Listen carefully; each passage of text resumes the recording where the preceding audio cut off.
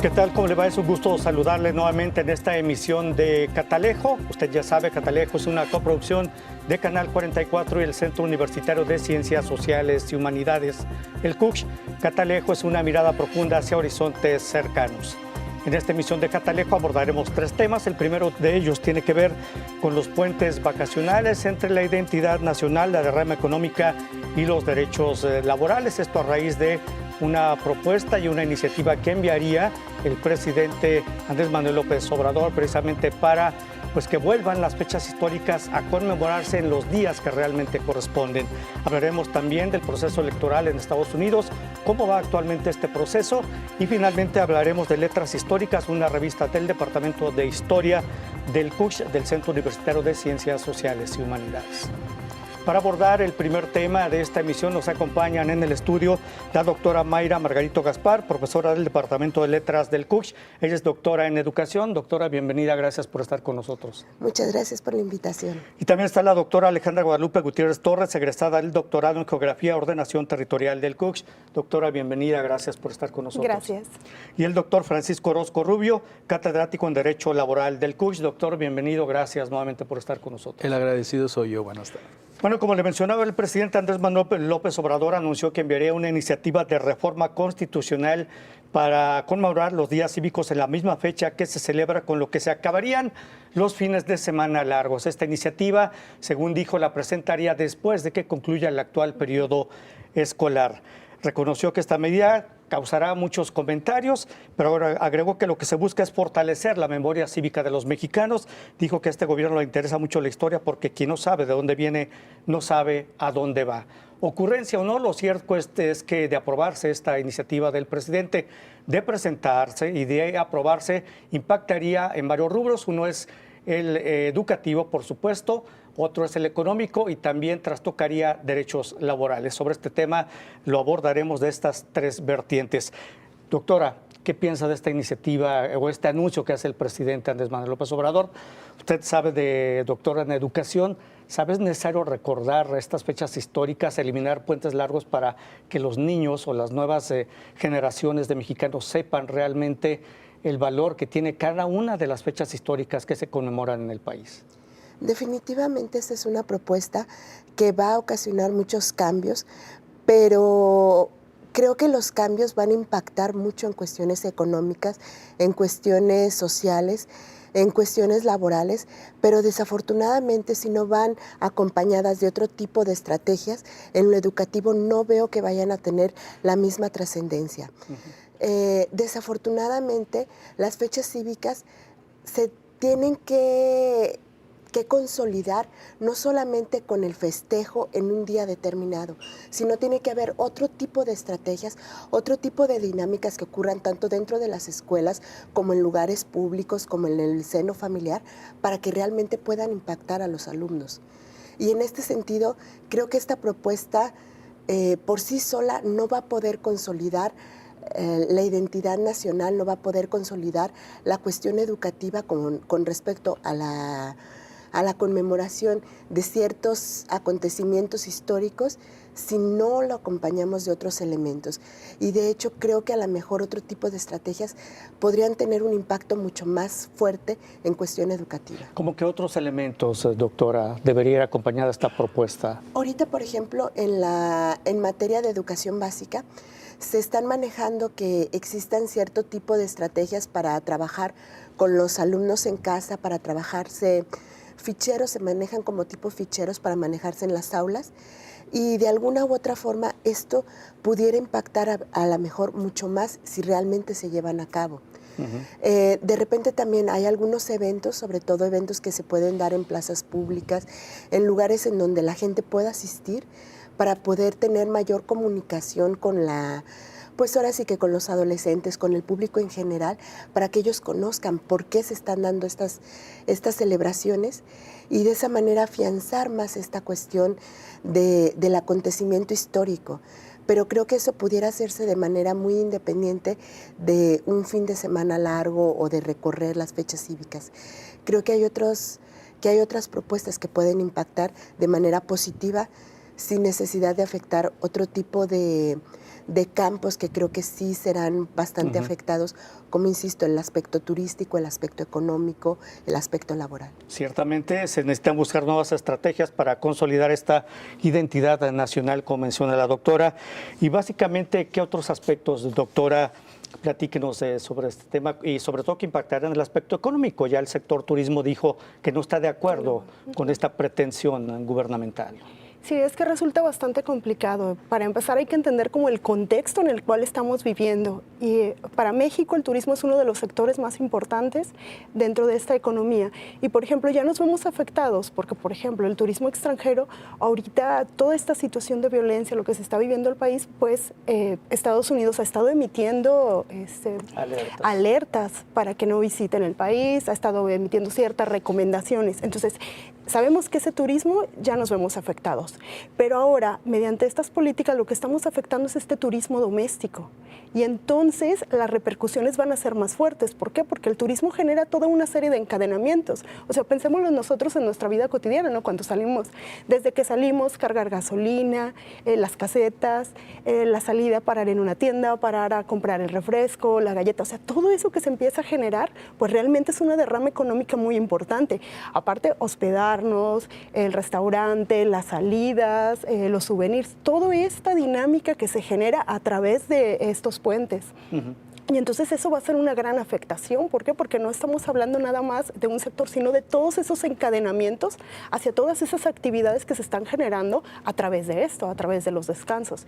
Y entonces realmente sí es una política que preocupa al sector, que realmente algo se tiene que hacer, que está generando como todo este conflicto por la incertidumbre de decir, bueno, si se llegan a quitar, entonces, ¿qué va a suceder? O sea, los actores están muy, muy preocupados frente a esto.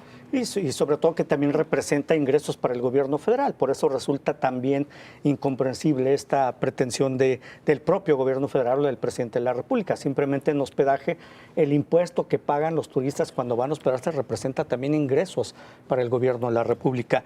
En el sector laboral, doctor, también representaría un retroceso. ¿Lo considera usted así? Porque en el 2000 se reformó la Ley Federal del Trabajo, precisamente el artículo 74, para dar paso a estos puentes o estos fines de semana largos, un beneficio en materia laboral para los trabajadores del país, ¿no? Yo no considero que sea un retroceso. En la Ley Federal del Trabajo hay 9 días de descanso obligatorios. En el 2006, el entonces presidente Vicente Fox envía la iniciativa para hacer los fines de semana largos y evitar los puentes. Antes de esta reforma, los puentes eran porque el día festivo caía en jueves, se tomaba el viernes, sábado y domingo, y a la inversa, el día festivo caía en martes, entonces se agarraban sábado, domingo, lunes y martes. Se llamaban puentes. Ahí había una afectación a la planta productiva. Que generaba ausentismo laboral. Así es, efectivamente, porque el trabajador se autodaba o otorgaba este puente, este día inhábil. ¿Qué hace el mismo gobierno a través del Congreso de la Unión, Cámara de Diputados, cuando envía la iniciativa a través de 3 vertientes? Primero, evitar el ausentismo laboral. Segundo, reactivar la economía. Y tercero, propiciar una convivencia familiar. De tal manera que nada más se movieron 3 días. El 5 de febrero, el 21 de marzo y el 20 de noviembre. Curiosamente en este país, el 5 de febrero, que es el de la Constitución, el 16 de noviembre y el 20 de noviembre. El 21 de marzo no es más que el natalicio del Benemérito de las Américas. Pero mucha gente dice, bueno, ¿y por qué no el natalicio de Hidalgo? ¿Sabe alguien cuándo nació Hidalgo? El 8 de mayo. ¿Por qué no se festeja el 8 de mayo como día también del natalicio del que nos dio la independencia de nuestro país? ¿Quiénes determinan los días festivos y cómo se determinan? En la ley de 1930 nada más había 6 días festivos. No estaba considerado el 1 de enero ni el 5 de febrero. Entonces, en rato son ocurrencias de nuestros señores legisladores Y digo ocurrencias con el mayor de los respetos, como dicen ya sabemos quién, por lo siguiente, porque a los señores se les corrieron por reformar la Ley Federal del Trabajo, pero se les olvidó reformar la fracción séptima del artículo 74 que dice el 1 de diciembre de cada año que corresponde a la transmisión del Poder Ejecutivo Federal. Nomás que da la casualidad que en el 2014 se reformó la Constitución para que se aplicara la reforma en este nuevo periodo y el presidente termina el 30 de septiembre y el próximo mandatario empezará el 1 de octubre. Luego entonces el 1 de diciembre quedó como día ornamental, porque ya no es la transmisión del Poder Ejecutivo Federal. Entonces, ante este escenario, yo me digo, bueno, la derrama económica que provoca los fines de semana largo, este último que acaba de pasar, según datos del sector oficial Sectur, fueron la derrama económica de 4,000 millones de pesos nada más en pura hotelería. Eso van a dejar de percibir la derrama. Sí. Lo que mueve a los países es la derrama económica, el movimiento económico. Yo creo que aparte de que se quiera o no conmemorar, yo estaba joven, cuando yo estaba niño, había actos cívicos en las escuelas y dependía de los maestros, le llamábamos honores a la bandera. Y era el acto de conmemoración cívico en donde se rendían honores a la bandera y se hacía la conmemoración del día correspondiente. Y eso era un viernes o un lunes y no pasaba absolutamente nada. Entonces, como dice atinadamente la doctora, esto no nada más es de ocurrencias, es diseñar todo un plan, toda una estrategia educativa, económica, laboral, para reactivar el fervor patrio. Yo estoy de acuerdo, pero muchas de las veces ni los mismos maestros, es más, ni los mismos políticos saben lo que se está conmemorando. Claro. No, y además estoy de acuerdo, también debe reforzarse la identidad nacional, el fervor cívico, el fervor patrio, pero sin dejarle dado que es importante el crecimiento económico, la derrama económica para todos los sectores, ¿no? Permítanos, vamos a hacer una pausa breve, regresamos. Esto es Catalejo, una coproducción de Canal 44 y el CUX. Ya volvemos.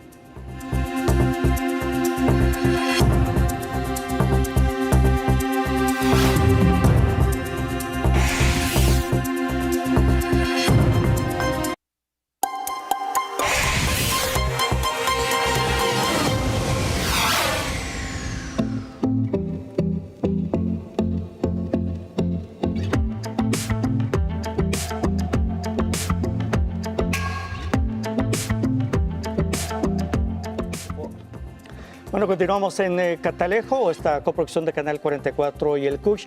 El tema son los fines de semana largos y su posible desaparición con base a una iniciativa que presentaría el presidente Andrés Manuel López Obrador una vez que concluya el periodo escolar. Sin embargo, el Partido del Trabajo ya se adelantó y el 19 de febrero presentó esta iniciativa para eliminar los llamados fines de semana largos, bajo el argumento igual de que se necesita recordar las fechas históricas y cívicas en su día, pero también el PT señala que el beneficio económico que han dejado los fines de semana largos no han sido parejos.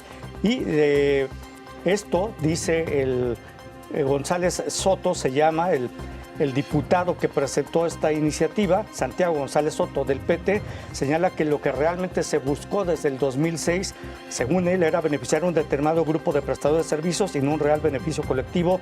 De esta manera se argumentó mayor tiempo para el descanso de los trabajadores y la posibilidad de viajar para conocer la diversidad de contexto nacional. Sin embargo, para beneficiar a un grupo de prestadores de servicio afines a Felipe Calderón. Y yo digo, así lo dijo él, afines a Felipe Calderón. ¿Qué tiene que ver Felipe Calderón con la iniciativa? Esto se aprobó con Vicente Fox, ¿no? Doctora, ¿qué nos comenta al respecto? Bueno, una cosa que sí tenemos que recordar, que esta iniciativa incluso desde un primer momento, como ya lo habían señalado mis compañeros, no tuvo un sustento propiamente educativo. No era con la finalidad de... no era otra, sino la finalidad de activar el sector turismo, de activar el sector económico y efectivamente de mover un poco esta cuestión laboral que, como ya lo señalaron, pues de alguna forma afectaba... familiar, que también fue uno de los argumentos. Que es una de las cosas también muy importantes. Sin embargo, el hecho de que se quiera cambiar ahora argumentando una cuestión identitaria y cívica, creo que es un poquito difícil considerando precisamente cuál fue la intencionalidad primaria por la que surgió esta iniciativa.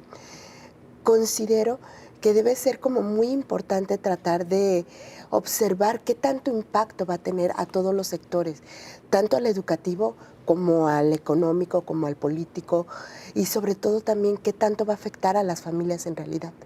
Sí, sobre todo me llama la atención el argumento del diputado del PT que dice es que los beneficios económicos no han sido parejos. ¿Parejos para quién, no?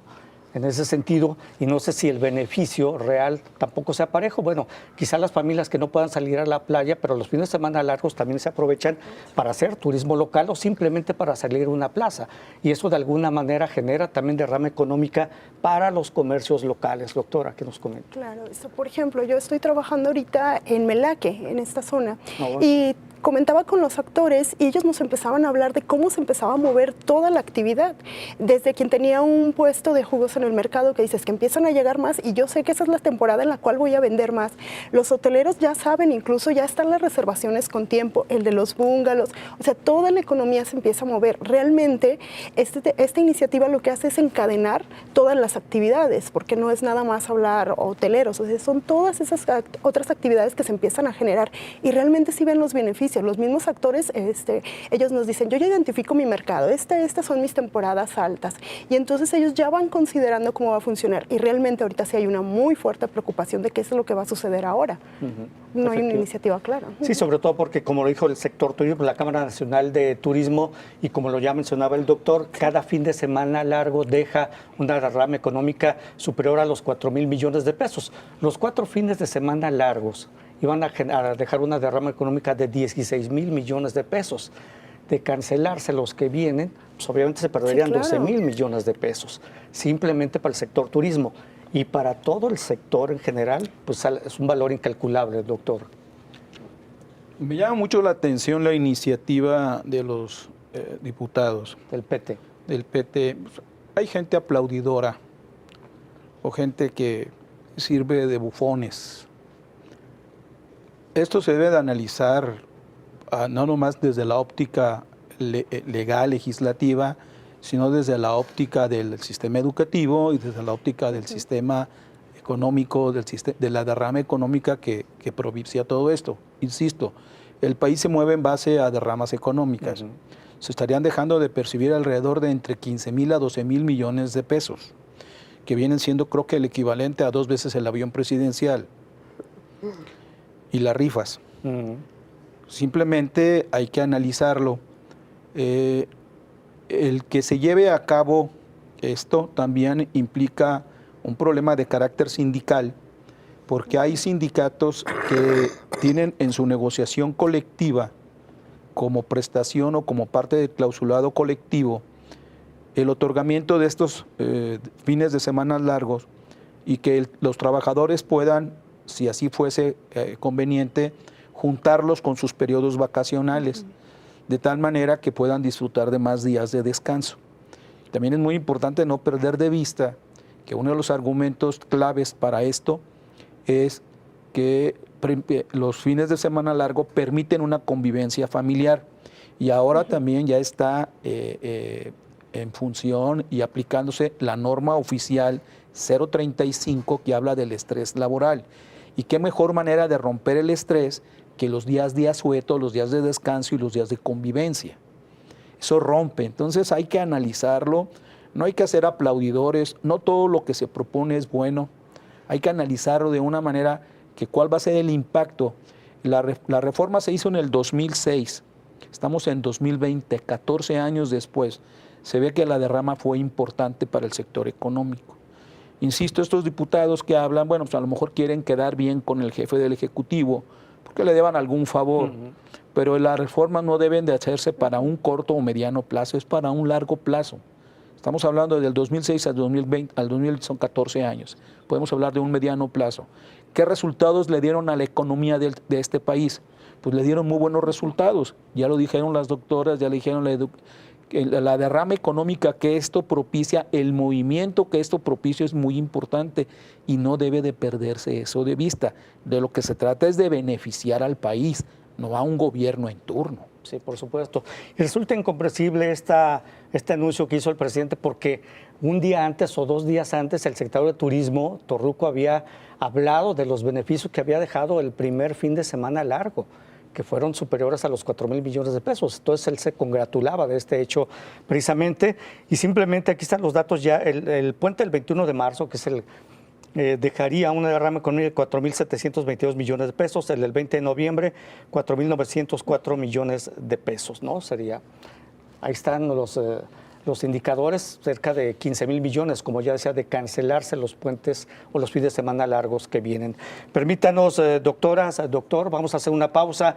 Es breve, regresamos. Esto es Catalejo, coproducción de Canal 44 y el CUSH. Ya volvemos.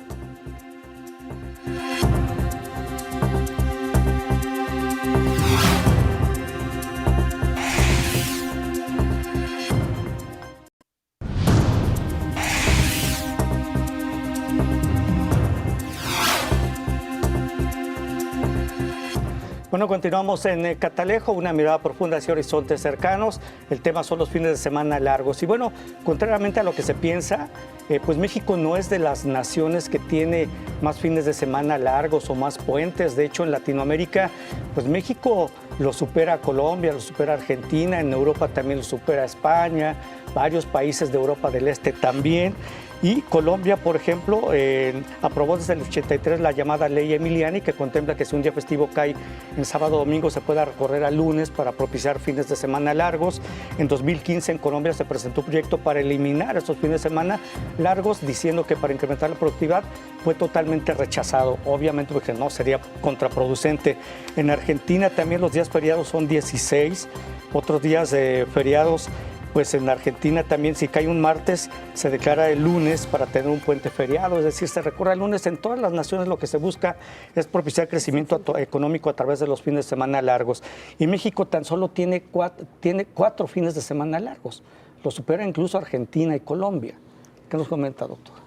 Una cosa que hace un momento estábamos comentando es precisamente las contradicciones que se han venido dando. En la cuestión, por ejemplo, de que se habla de una buena derrama económica, luego se dice que se pretende cancelar esta iniciativa.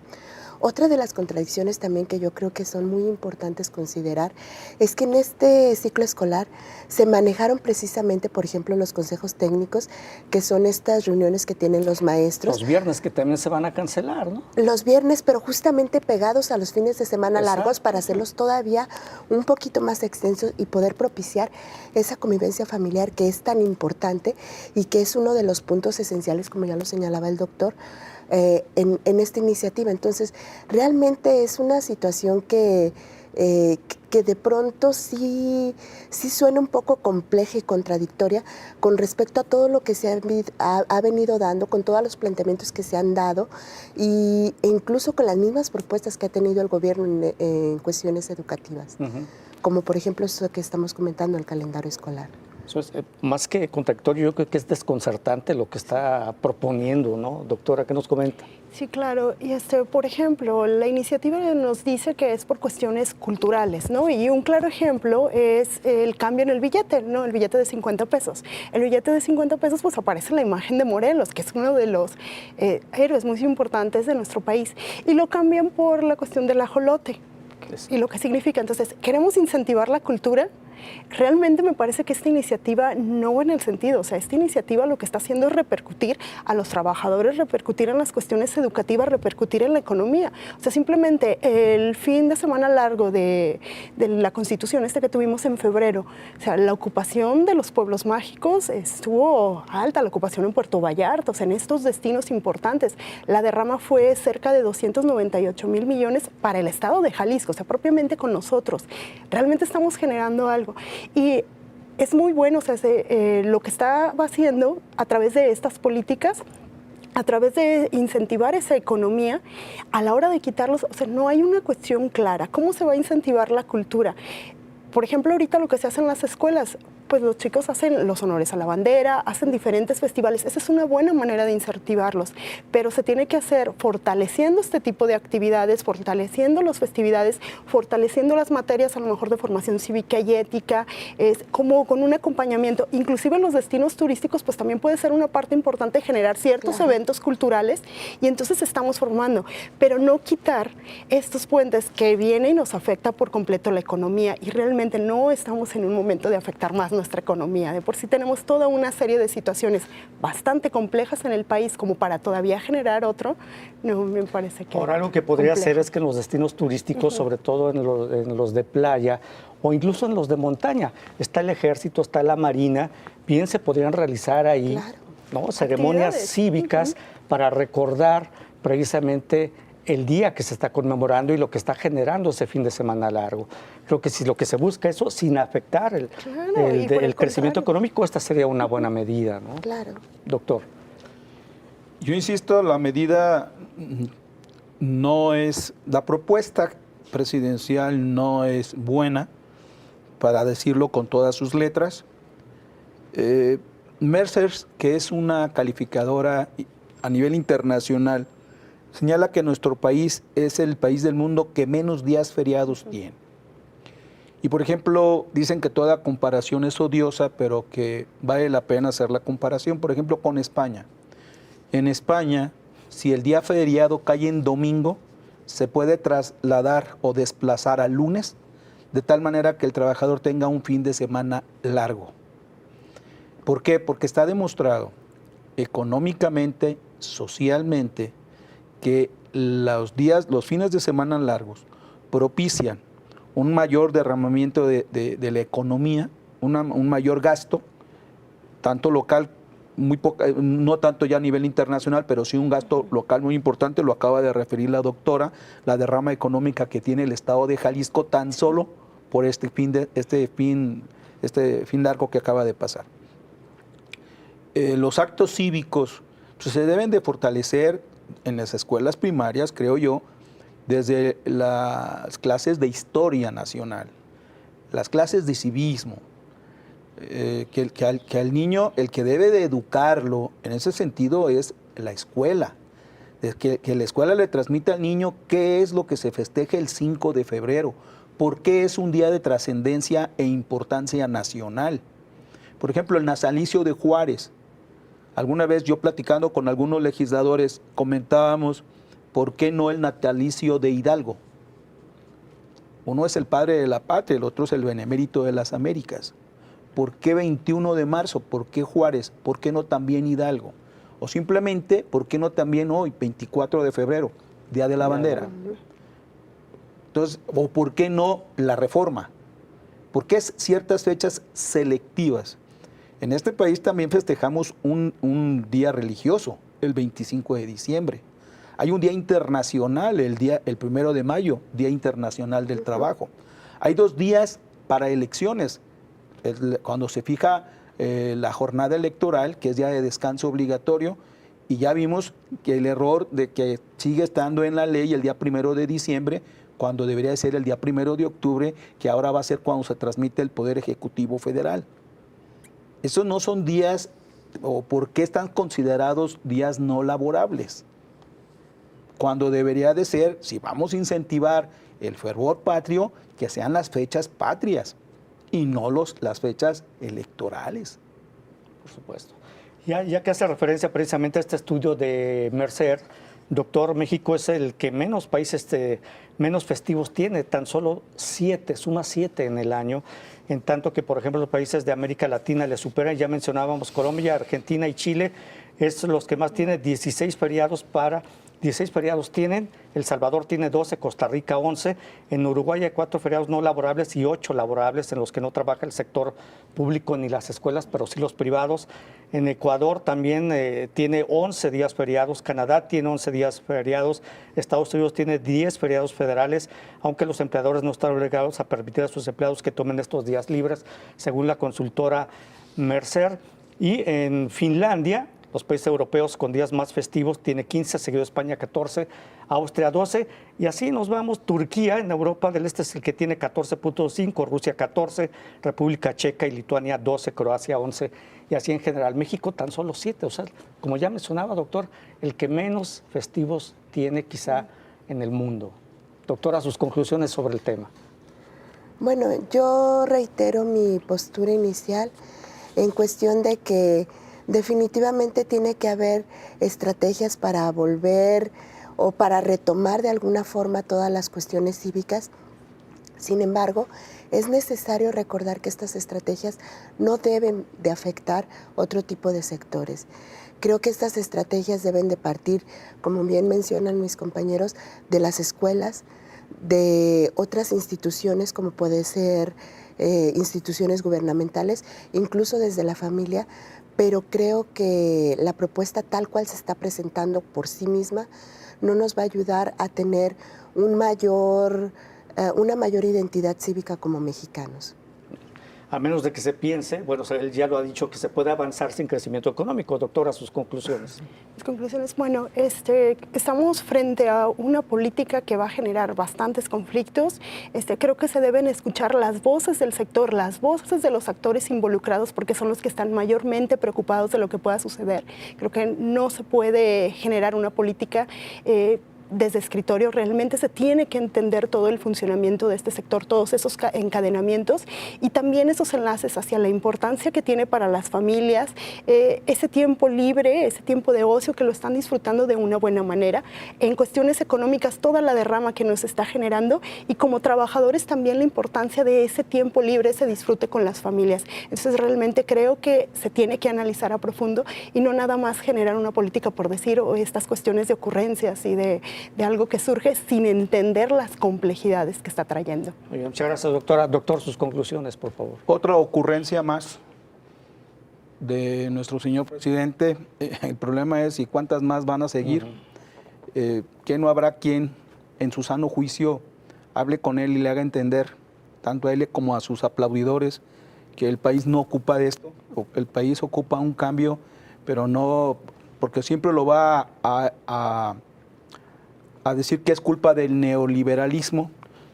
Hace rato mencionaban a Felipe Calderón, pues, ¿qué tiene que ver el expresidente con esto si el que hizo el cambio a los días de fin de semana largo fue Fox? Nada tiene que ver el otro presidente. Yo creo que aquí hay que hacer un análisis y yo preguntaría, ¿y nuestros señores legisladores de Jalisco dónde están? ¿Por qué no levantan la mano? ¿Por qué no están viendo que va a haber un perjuicio ya inminente a las arcas gubernamentales porque no va a haber la derrama económica que se espera? Y sobre todo también se va a afectar a los trabajadores porque se les va a impedir una convivencia familiar más cercana con sus seres queridos. Muy bien. Muchas gracias, doctor. Doctora Mayra Margarito Gaspar, muchas gracias por estar con nosotros. Doctora Alejandra Guadalupe Gutiérrez Torres, gracias. Y doctor Francisco Orozco Rubio, muchas gracias, doctor. Gracias. Por estar con muy nosotros. Amables. Bueno, vamos a hacer una pausa breve. Regresamos. Esto es Catalejo. Ya volvemos.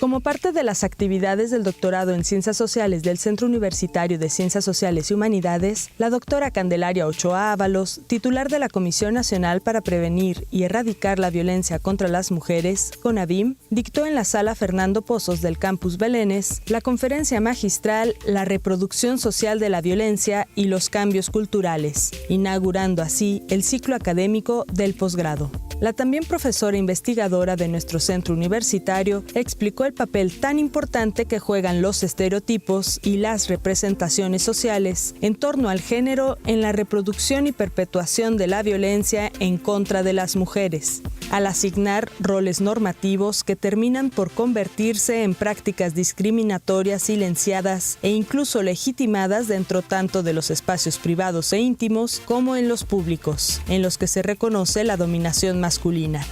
Subrayó como parte central de este problema la negativa e incapacidad de reconocer las múltiples violencias que se ejercen en contra de las mujeres, así como que quienes la viven tienden a minimizarla y justificarla.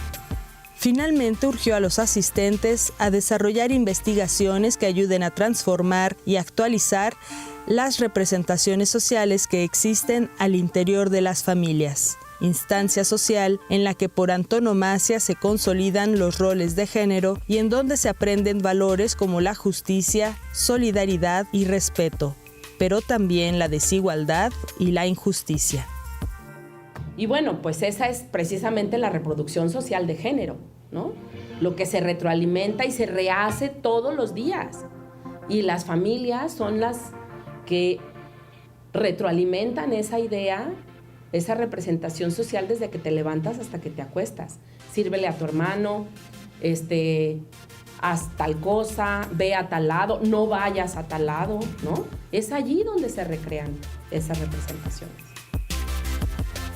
Con imágenes de Fabián Robles y edición de Netza López, para Catalejo, Alondra Orozco.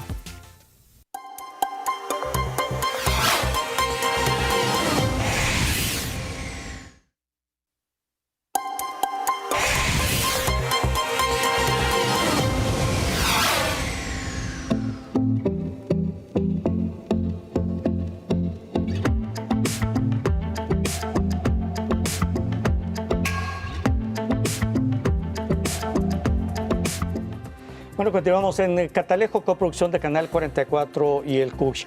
Mire usted, está en marcha el proceso electoral presidencial en Estados Unidos. Las elecciones, de hecho, se van a llevar a cabo el próximo 3 de noviembre.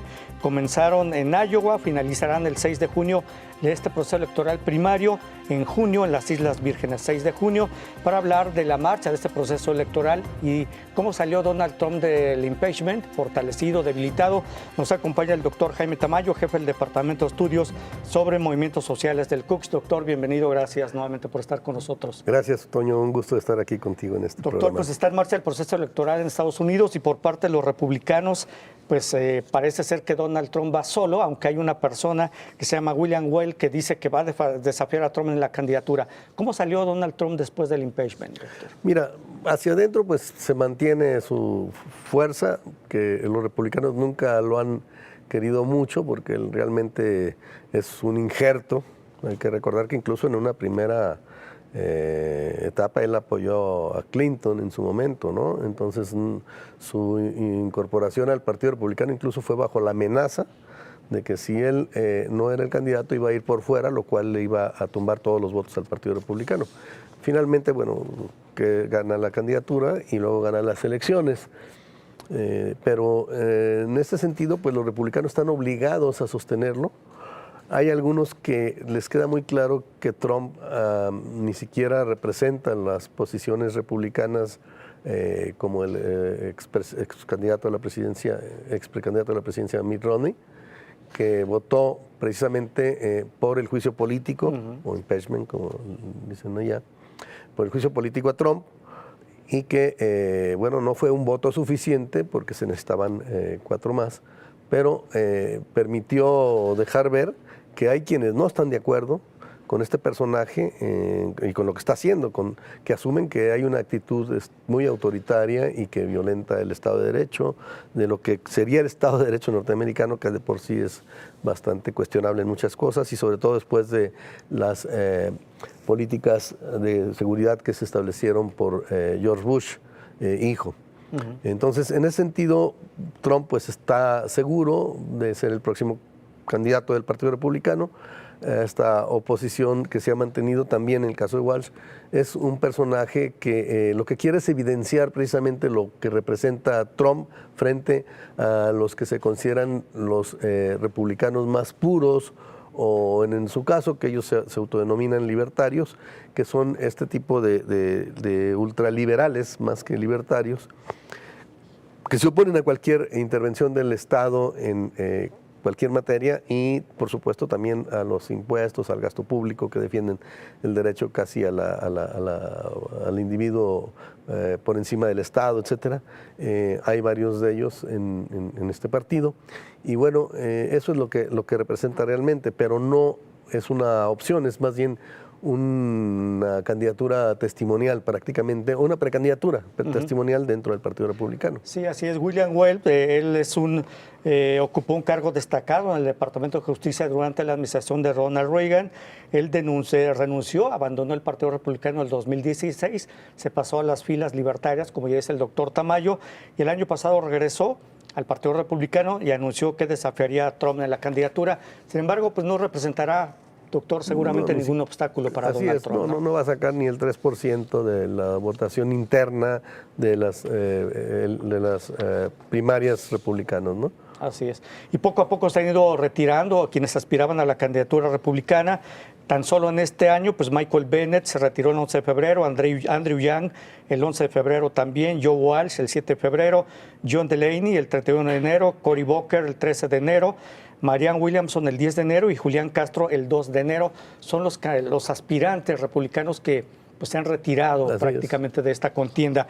Sin embargo, en el Partido Demócrata, si en el 2016 había muchos aspirantes republicanos, ahora en el Partido Demócrata es donde hay muchos aspirantes, doctor, pero parece que todo indica que será Bernie Sanders el candidato demócrata a la presidencia de Estados Unidos. Esta vez yo creo que será muy difícil que le arrebaten nuevamente la candidatura. Hay que recordar que la vez pasada hubo un fraude interno en el Partido Demócrata que fue evidenciado en esta página de Wikileaks y que se señaló que había sido una intervención rusa y de ahí vino toda la famosa trama para acusar a Trump de estar apoyado por los rusos, pero que en realidad fueron hackers, probablemente rusos, pero de ninguna manera se ha comprobado que tengan nada que ver con el gobierno ruso, que pusieron en evidencia que se había hecho un fraude interno para beneficiar a Hillary Clinton, arrebatándole la candidatura a Bernie Sanders.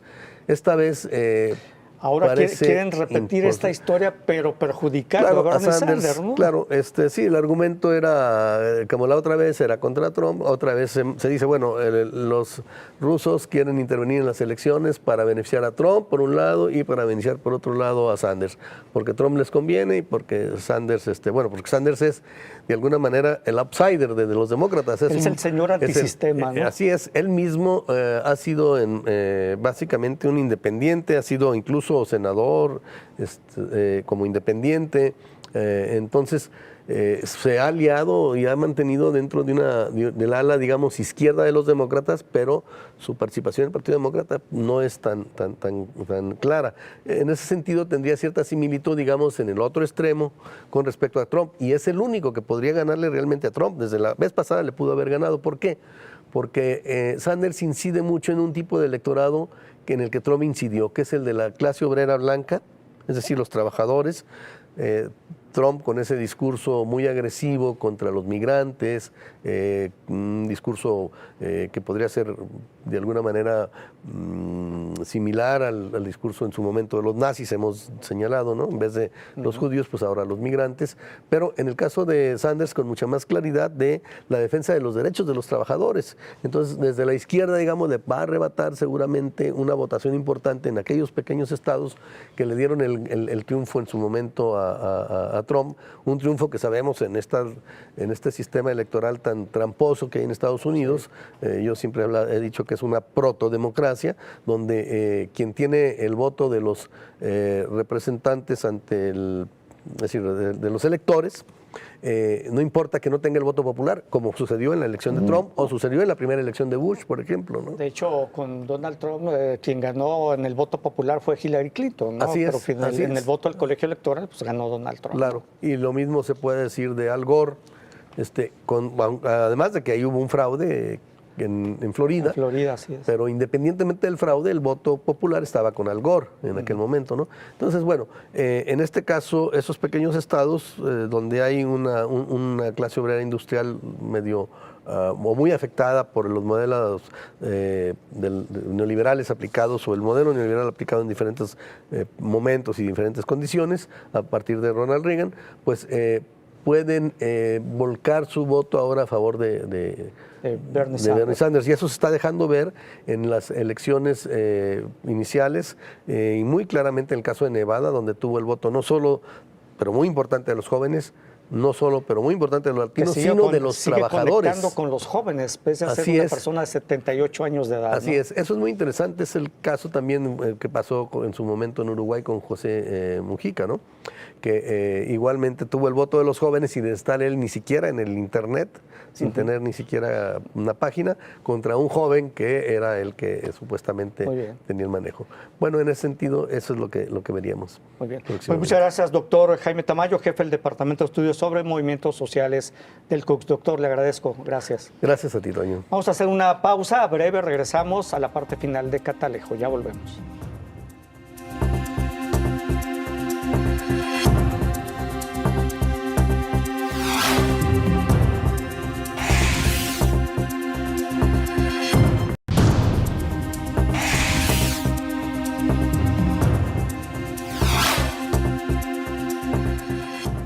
Bueno, continuamos en Catalejo y en esta parte final hablaremos de Letras Históricas. Es una revista del Departamento de Historia del Centro Universitario de Ciencias Sociales y Humanidades.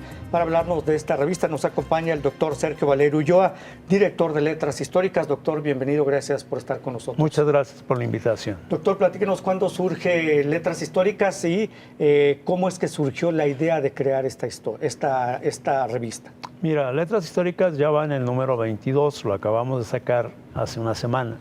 Entonces sale cada 6 meses y tendrá como unos 11 años de duración la revista. Pero tiene otro antecedente que se llama Otacuá. Entonces fue un proyecto inicialmente de estudiantes que luego retomamos los maestros.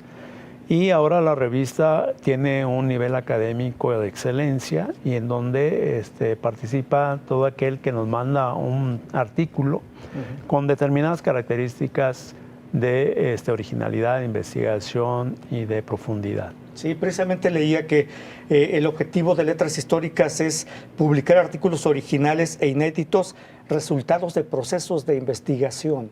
¿Procesos de investigación en qué sentido histórico? En el sentido de que son producto de investigaciones, de tesis, de artículos de muy profunda investigación en fuentes históricas y que tienen que abordar temáticas poco abordadas y con enfoques diferentes. Es lo que estábamos diciendo hace rato, ¿no? Que la historia no se agota, sino que constantemente se está reescribiendo. Básicamente sucesos que ya conocemos, para que puedan publicarse aquí, debe abordarse desde una perspectiva distinta. Y si queremos conocer otra cara de la historia, hay que leer Letras Históricas porque aborda temas distintos. Sí, hay temáticas que ahora a los estudiantes, a los jóvenes, les interesan y que antes no se abordaban, porque se consideraba que la historia solamente debería dedicarse a los hechos políticos o a los grandes hombres y que la vida cotidiana y común de las personas, pues eso no interesaba a la historia. Ahora hay muchas temáticas, se abrió un gran espectro de temáticas en donde cabe, por ejemplo, la historia de la lucha libre, la historia de las revistas cómicas, la historia del cine, la historia de la moda, la historia de la comida y muchas otras temáticas que con que le interesen al investigador y sepa más o menos trabajarla, le van a interesar al público seguramente. Esta rama de la historia puede ser historia social. Historia social, historia cultural, tiene mucho auge ahorita entre los jóvenes. Ahora, doctor, de temas históricos que yo le preguntaba antes de entrar a la entrevista, ¿qué se puede escribir de nuevo sobre hechos históricos ya de sobra conocidos y sobre de los que ya se ha escrito demasiado? ¿Cómo abordar una temática así? Sí, todos esos temas que ya han sido trabajados mucho necesitan abordarse desde otras perspectivas, sobre todo con fuentes diferentes. De la Revolución Mexicana se ha escrito muchísimo, ha habido mucha bibliografía sobre ella, pero hay casos o regiones que todavía no tienen una investigación muy a fondo. Entonces ahí es donde los nuevos investigadores pueden hacer un trabajo de investigación muy bueno, aportando cosas que no se saben de la Revolución Mexicana o de regiones que han estado totalmente ignoradas por la mayoría de los investigadores de este tema, de este periodo. Entonces sí puede haber nuevas interpretaciones de la Revolución Mexicana a través de buscar nuevas fuentes, regiones diferentes, en donde a veces las cosas ocurrieron de diferente manera. Cuando menos en esa región ocurrieron de distinta manera de lo que ya se ha escrito. Es una nueva vertiente de escribir y de conocer sobre historia. Así es, y sobre todo hay que buscarle el lado nuevo a las cosas, porque no tiene caso volver a repetir lo que ya se dijo. Así. Por eso la historia se repite continuamente, pero de diferente manera, se cuenta de diferente manera. Muy bien. Pues muchas gracias, doctor Sergio Valerio Ulloa, director de Letras Históricas, revista del Departamento de Historia del CUCS. Doctor, muchas gracias. Muchas gracias por la invitación. Te agradezco. Bueno, con esto llegamos a la parte final de Catalejo. Muchas gracias. Hasta luego.